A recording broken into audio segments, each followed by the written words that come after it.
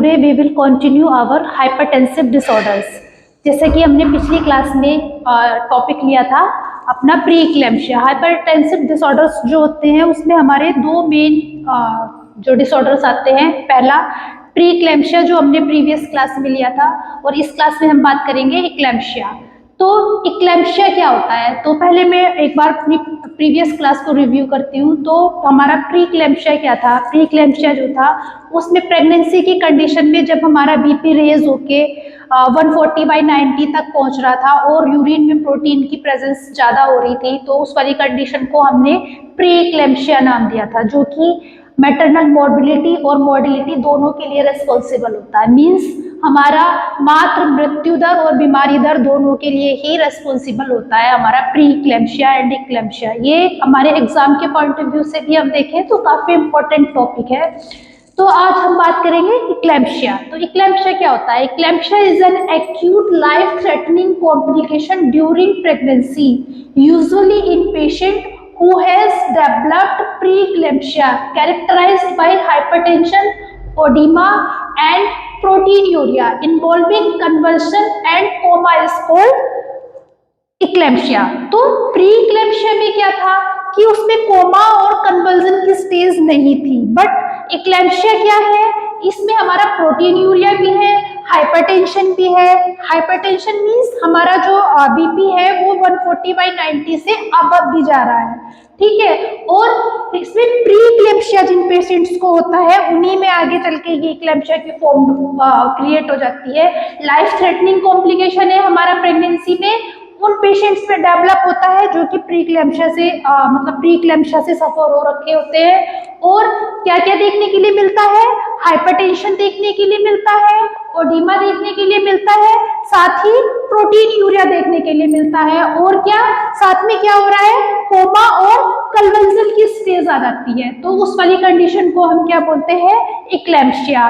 मैं एक बार डिफरेंस फिर से बताना चाहूंगी कि प्री इक्लेम्पशिया और इक्लेम्पशिया में क्या डिफरेंस था। प्री इक्लेम्पशिया में हमने पढ़ा था जो पेशेंट था उनका बीपी एलिवेट हो रहा था। कितना एलिवेट हो रहा था, 140/90 से अबव जा रहा था। बट जो इक्लेम्पशिया वाली कंडीशन है उसमें हमारा बीपी भी एलिवेट हो रहा है, साथ में क्या हो रहा है, कोमा और कन्वर्जन वाली स्टेज क्रिएट हो रही है पेशेंट के साथ।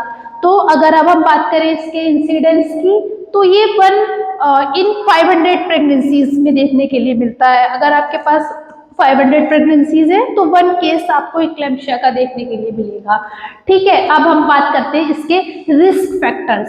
ऐसे कौन कौन से फैक्टर्स हैं जो कि प्री इक्लेम्पशिया के लिए रेस्पॉन्सिबल हो सकते हैं। तो very first is advancing as of mother, means mother की एज 35 ईयर्स से ज्यादा हो जाना भी एक प्री इक्लेम्पशिया और प्री इक्लेम्पशिया के लिए कोज हो सकता है। Second is primary gravida. Primary gravida में ये ज्यादा देखने के लिए मिलता है then comparison to multi gravida और सेकेंड ग्रेविडा। फिर उसके बाद pre hypertension. Pre hypertension means pregnancy से पहले भी जो हमारी प्रेग्नेंट वुमेन है वो क्या होती है, प्रेगनेंसी से पहले भी वो हाइपरटेंशन से सफर हो रखी है, मीन्स उससे पहले भी ही उसका जो बीपी है वो एलिवेट रहता है। तो उन वाली कंडीशन में भी पेशेंट जो है वो प्री इक्लेम्पशिया या इक्लेम्पशिया से सफर कर सकते हैं। उसके बाद बात करें डायबिटीज या रीनल डिसऑर्डर्स या फिर हाइपोथायरॉयडिज्म, ठीक है। अगर ऐसे कॉम्प्लिकेशंस है पेशेंट को, अगर डायबिटीज मेलाइटस का पेशेंट है तो उसमें भी हमें इक्लेम्पशिया के चांसेस देखने के लिए मिल सकते हैं। या फिर अगर हमारा पेशेंट किसी भी रीनल डिसीज से सफर कर रहा है तो भी पेशेंट में क्या है, हमारे इक्लेम्पशिया और प्री इक्लेम्पशिया के चांसेस हो सकते हैं। या फिर पेशेंट हाइपोथायरॉयडिज्म से सफर कर रहा है तो उस कंडीशन में भी हमें जो है वो पेशेंट के साथ इक्लेम्पशिया या प्री इक्लेम्पशिया के रिस्क देखने के लिए मिल सकते हैं। इसके बाद हम बात करते हैं साइन एंड सिम्टम्स की। तो सबसे फर्स्ट हमें साइन एंड सिम्टम्स क्या मिलेगा देखने के लिए, हाइपरटेंशन। कितना, 140/90 mm ऑफ Hg या फिर उससे भी एलिवेट, ठीक है। Second is severe generalised oedema. Oedema क्या था, वो एंकल एरिया पे पीडिंग, अगर हम ऐसे उंगली टच करके देखते हैं तो उसमें गड्ढे जैसी फोम बन जाती है स्वेलिंग के साथ, तो वो हमारा ज्यादा सीवियर अमाउंट में हो जाएगा। Second is next is protein urea, weight gain and blood vision. क्या हो रहा है पेशेंट को? प्रोटीन यूरिया, जो कि हमने प्री इक्लेम्शिया में भी पढ़ा था, और उसके साथ क्या हो रहा है? Weight gain, abnormal weight gain हो रहा है पेशेंट का, एंड क्या हो रहा है उसमें? Blood vision. क्यों? क्योंकि हमारा जैसे हाइपरटेंशन हो रहा है तो उससे हमारी जो सेकेंड क्रीनियल नर्व होती है, ऑप्टिक नर्व, वो अफेक्ट कर रही है, तो उसकी वजह से क्या हो रहा है? हमारा विजन जो है वो ब्लर्ड हो रहा है। और बहुत बार ऐसे पेशेंट को हाइपरटेंशन की कंडीशन में या इक्लेम्शिया या प्री इक्लेम्शिया की कंडीशन में क्या होता है? पेशेंट का कंप्लीटली लॉस ऑफ विजन भी हो जाता है। ब्लड विजन ही जरूरी नहीं है, अगर ये स्टेज हमारी सीवियर हो जाती है तो सीवियर कंडीशन में जाके पेशेंट जो है कंप्लीटली जो है वो अपना विजन को लॉस कर देता है। तो फिर हम बात करते हैं इसमें ऑनसेट ऑफ कन्वल्सन। कन्वल्सन जो है इसमें जो पेशेंट है उसको जो कन्वल्सन की जो स्टेज है वो ऑनसेट मतलब कौन कौन से टर्म्स पे हो सकता है? तो very first is antepartum. Antepartum means before labour, during pregnancy. ठीक है, एंटीपार्टम वर्ड हम किसके लिए यूज कर रहे हैं यहाँ? जो कंसेप्शन से डिलीवरी के पहले तक का टाइम होता है, तो उसमें अगर हमारा कन्वर्जन की स्टेज हो रही है तो उसको हम रखेंगे antepartum conversion. Second is intrapartum. Intrapartum means during labour. ठीक है, अगर लेबर के ड्यूरेशन में अगर पेशेंट को, और जो ये हमारा इंट्रापार्टम वाली जो कंडीशन होती है इसमें क्या देखने के लिए मिलता है? इसमें जो मदर होती है उसको एक ही बार कन्वल्सन आता है, वो भी लेबर के टाइम पे। ठीक है, तो उस वाली कंडीशन को हम बोल रहे हैं intrapartum. Next is postpartum. Postpartum convulsion क्या होते हैं? जैसे प्रेगनेंसी लेबर के बाद प्यूपेरियम पीरियड में, प्यूपेरियम हमने प्रीवियस क्लास में पढ़ा था, प्यूपेरियम क्या होता है? ये हमारा 7 वीक्स का मतलब जस्ट आफ्टर डिलीवरी स्टार्ट हो जाता है और 42 डेज का हमारा पीरियड होता है, प्यूपेरियम पीरियड। ठीक है, जिसमें क्या हो रहा होता है, जो हमारे जेनेटल ऑर्गन्स है वो revert bye non pregnant form में जा रहे होते हैं, प्रेग्नेंट फॉर्म से नॉन प्रेग्नेंट फॉर्म में जा रहे होते हैं। तो वो वाला टाइम जो है हमारा 42 डेज का होता है, उसे हम प्यूपेरियम कहते हैं। अगर डिलीवरी के बाद 48 आवर्स तक के पीरियड में पेशेंट को हाइपरटेंशन होके कन्वल्सन वाली कॉम्प्लिकेशन बन रहा है तो उस वाली कंडीशन को हम बोलेंगे पोस्टपार्टम कन्वल्सन। फिर इसके बाद हम एपिलेक्टिक कन्वल्सन जो है हमारे, उनकी स्टेजेस को मॉनिटर करते हैं कि उनकी जो स्टेजेस हैं वो हम उन्हें कौन कौन सी कैटेगरीज में रखते हैं। तो very first is pre monitoring stage. तो जो हमारी प्री मॉनिटरिंग स्टेज होती है इसके बारे में हम डिस्कस करते हैं। तो हमारी प्री मॉनिटरिंग स्टेज क्या होती है? इसमें पेशेंट जो है, पेशेंट बिकेम अनकॉन्शियस, जो हमारा पेशेंट है वो अनकॉन्शियस हो जाएगा। साथ ही क्या देखने के मिलेगा? Eyeballs are rolled and turn to one side. जो उसकी आई बॉल्स है वो ऊपर की तरफ रोल्ड होके और एक साइड की तरफ टर्न हो जाएंगी। पेशेंट अनकॉन्शियस है, साथ में क्या हो रहा है? आई बॉल्स उसकी रोल्ड होके वन साइड को जो है वो टर्न हो जाएंगी। और जो ये वाली हमारी स्टेज है ये मैक्सिमम 30 सेकेंड्स के लिए पेशेंट के मतलब जो होती है प्री मॉनिटरिंग जो स्टेज है हमारी मैक्सिमम 30 मिनट्स की होती है। सेकेंड हम बात करते हैं टोनिक स्टेज। टोनिक स्टेज हमारी क्या होती है? इसमें whole body goes to tonic spasm. हमारे जो पूरी बॉडी है वो टोनिक स्पाज्म में चली जाती है। The limbs are fixed and hand are clenched. Means जो हमारे हाथ और पैर है, लिम्स जो है हमारे वो फिक्स्ड हो जाते हैं, और जो क्लेंस्ड मीन्स जो पेशेंट है वो मुट्ठी बना लेता है, फिट्स, एक अपने हाथों को मुट्ठी की फॉर्म में कर लेता है। तो जो हाथ और पैर है वो तो फिक्स्ड हो गए और पेशेंट अपने जो हैंड से उनको टाइटली फिस्ट कर लेता है। रेस्पिरेशन सीज्ड, जो रेस्पिरेशन है वो सीज्ड हो जाती है थोड़ी देर के लिए। And tongue comes between teeths, और जो पेशेंट की टंग होती है वो टीथ्स के बीच में आ जाती है। रेस्पिरेशन सीज्ड हो गई है और जो पेशेंट की टंग है वो टीथ्स के बीच में आती है। ठीक है, और जो है इसमें जैसे कि क्या हुआ अभी हमारे साथ, इसमें लिम्स हमारी रेस्पिरेशन सीज्ड हो गई। ठीक है, और जो बॉडी मूवमेंट्स हैं वो भी हमारे स्टिफ्ट हो गए थोड़ी से टाइम के लिए। तो उससे क्या होता है? हमारे बॉडी में ऑक्सीजन की सप्लाई धीरे धीरे कम होने लगती है। तो इससे क्या होने लगता है? Cyanosis. Cyanosis bluish discolouration of the skin जो है वो पेशेंट में दिखाई देने लगता है। उसके हाथ पैर स्पेशली उसके नेल्स जो एरिया होता है उसमें साइनोसिस फील होने लगती है, ठीक है। और आई बॉल जो है वो फिक्स्ड हो जाएंगी और क्या होगा, ये वाली जो स्टेज है हमारी ये 30 सेकेंड्स के लिए परसिस्ट करती है। नेक्स्ट हम बात करते हैं, अभी हमने बात करी टोनिक स्टेज, फिर उसके बाद हम बात करते हैं क्रोनिक स्टेज। क्रोनिक स्टेज क्या होती है, इसमें हमारे सारे मूवमेंट्स जो हैं वो स्टिफ हो जाएंगे। जो पेशेंट है उसके बॉडी के मूवमेंट्स कैसे हो गए, स्टिफ हो गए। और बाइटिंग टंग, जैसा कि टोनिक स्टेज में क्या हुआ था, हमारी जो टंग थी वो दांतों के बीच में आ गई थी, लेकिन अब क्रोनिक स्टेज में क्या हो रहा है, पेशेंट के तो अनकॉन्शियस है, ठीक है। अब वो क्या करता है, अपने दांत जो उसकी टंग थी वो दांतों के बीच में आ गई थी, उसको बाइट कर लेता है टंग को, ठीक है। और breathing become stertorous and blood system forcely filled mouth. अब क्या है, उसकी ब्रीथिंग जो सीज्ड हो रखी थी और अब टंग आ गई दांतों के बीच में, तो क्या हुआ, उसका जो जितना भी सलाइवा एंड ऑल जो ब्लड और जो भी म्यूकस था उससे उसका मुंह जो है वो फुल हो जाता है, ठीक है। फिर जो जैसे पेशेंट के अंदर साइनोसिस हुआ था हमारा टोनिक स्टेज में, वो धीरे धीरे ग्रेजुअली डिसअपेयर होने लगता है, ठीक है। Cyanosis gradually disappear. और जो ये वाली जो स्टेज है हमारी वो 1 to 4 मिनट्स जो है पेशेंट में वो सस्टेन करती है। इसके बाद हम बात करते हैं कोमा, इसको स्टेज ऑफ कोमा में बोलते हैं, ठीक है। कोमा की स्टेज क्या होती है, it may last for brief period, ये बहुत लंबे समय तक चलती है पेशेंट के लिए। लंबे समय तक चलने के साथ साथ क्या होता है कि कई बार क्या होता है, इसमें जो पेशेंट है ये इतनी लंबी चल जाती है कि पेशेंट को इतना मतलब पहला वाला जो कन्वर्सन था वो इतने रिलीफ नहीं हो पाता दूसरे आने से पहले। तो पहला तो पूरी तरह रिलीफ हुआ है और इतने में ही दूसरा आ गया, मीन्स क्या है, it may last for brief period और it may persist until another conversion, तब तक भी चल सकती है जब तक दूसरा कन्वल्जन अटैक आ रहा है पेशेंट को, ठीक है।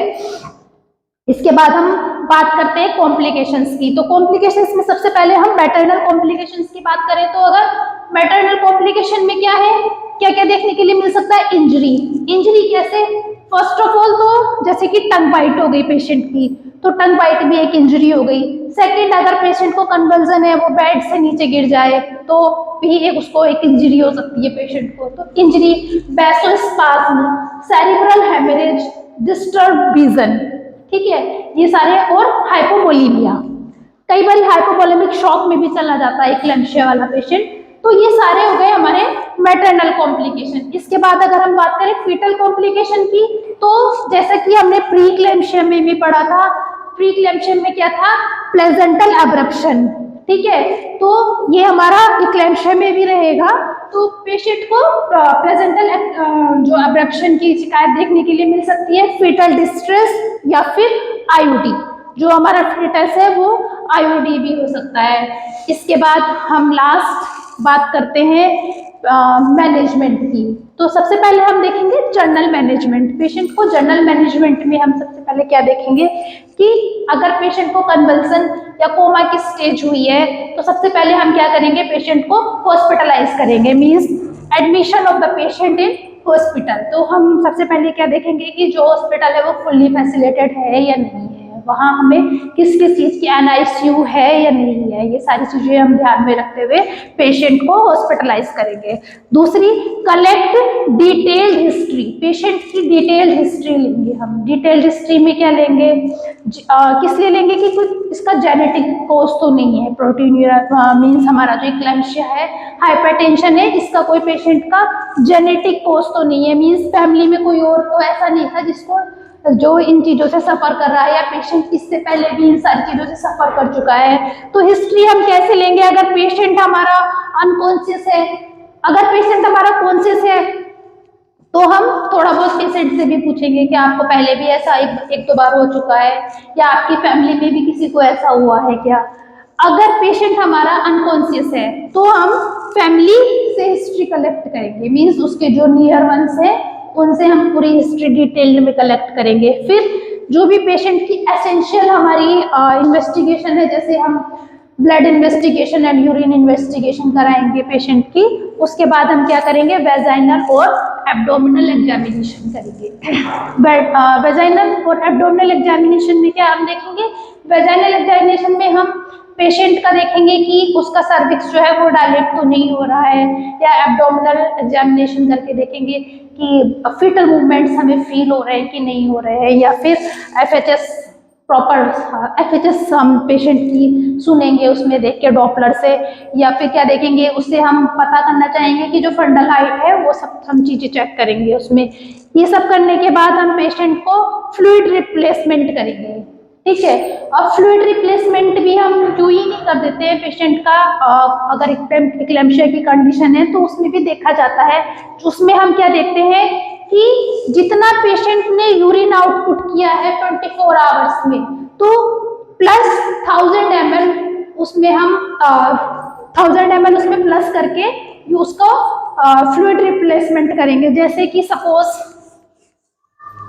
एक एग्जांपल के तौर पे मैं बताऊं आपको, अगर पेशेंट ने 400 ml यूरिन पास किया है विद इन 24 आवर्स, ठीक है, और उसमें हम 1000 ml प्लस कर देंगे, तो हम इसका क्या करेंगे,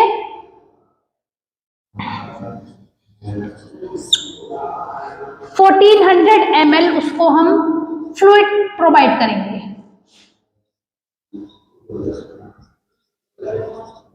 ठीक है, सपोज पेशेंट ने 24 आवर्स में 400 ml जो है वो यूरिन पास किया है, तो हम उसमें क्या करेंगे, प्लस 1000 ml ऐड करके इतना हम पेशेंट को फ्लूइड प्रोवाइड करेंगे। जनरली इसमें हम RL यानी रिंगल लैक्टेट फ्लूइड प्रोवाइड करते हैं, ठीक है। ये हो गया हमारा फ्लूइड प्रोवाइड करने का एक measurement, 24 urine output in 24 hour plus 1000 ml fluid, ठीक है। फिर हम पेशेंट को जो हमारी ड्यूरिंग एंटीनेटल पीरियड से जो हमारी कन्वल्सन और सेडेटिव ड्रग्स चल रही होती है उनको हम कंटिन्यू रखेंगे, स्पेशली MgSO4, ठीक है। फिर उसके बाद हम हाइपरटेंसिव ड्रग्स देंगे पेशेंट को, अगर at the time of labour हम उसको पैरेंटल रूट में देंगे, ठीक है। फिर उसके बाद जब जैसे ही पेशेंट हमारा थोड़ा सा सबसाइड होना शुरू हो जाएगा तो हम उस पेशेंट को लेबेटोलॉल देंगे और नाइट्रोग्लिसरीन उसकी टैबलेट फॉर्म में देंगे। फिर फर्दर इन्फेक्शन से प्रोवाइड करने के लिए प्रोटेक्ट करने के लिए पेशेंट को एंटीबायोटिक्स ड्रग थेरेपीज प्रोवाइड करेंगे। So I hope you understood. I will repeat again the difference between eclampsia and preeclampsia. तो प्रीक्लैम्शिया क्या थी, हमारी एक ऐसी स्टेज थी जिसमें कि पेशेंट का बीपी जो था वो एलिवेट हो रहा था, ठीक है। कितना एलिवेट हो रहा था, 140/90 तक जा रहा था, और उसके साथ प्रोटीन यूरिया था पेशेंट को, लेकिन कन्वल्सन या कोमा की स्टेज नहीं थी, ठीक है। बट इक्लेम्शिया क्या है, इसमें जो हमारा सारे प्रीक्लेम्शिया वाले कॉम्प्लिकेशंस तो परसिस्ट करेंगे पेशेंट को, और साथ में क्या एड ऑन हो रहा है, इसमें कोमा और कन्वल्सन की स्टेट हमारी एड ऑन हो रही है। अगर हम बात करें इसके इंसिडेंस की तो 500 इन 1 प्रेगनेंसीज हमें ये देखने के लिए मिलता है प्राइमरी ग्रेविडा में। मल्टी ग्रेविडा में तो थोड़े से ज्यादा इसके चांसेस होते हैं। तो रिस्क फैक्टर थे हमारे advancing as of mother, primary gravida, pre hypertension, pre diabetes, renal disorder and hypothyroidism. इसके बाद अगर हम बात करें इसकी जो मेन इसका हमारा टॉपिक है, इसमें ड्रग थेरेपी में हमने आपको बताया इसमें फ्लूइड का हमें ट्रांसफ्यूजन करना है, तो फ्लूइड हम कैसे प्रोवाइड करेंगे पेशेंट को। फ्लूइड हमारा प्रोवाइड करने का वे है 24 आवर्स में जितना पेशेंट यूरिन पास आउट कर रहा है प्लस 1000 ml हम उसको फ्लूइड प्रोवाइड करेंगे। So thank you, that's for today class. इस वीडियो को लाइक करें, हमारे चैनल को सब्सक्राइब कर बेल आइकन जरूर प्रेस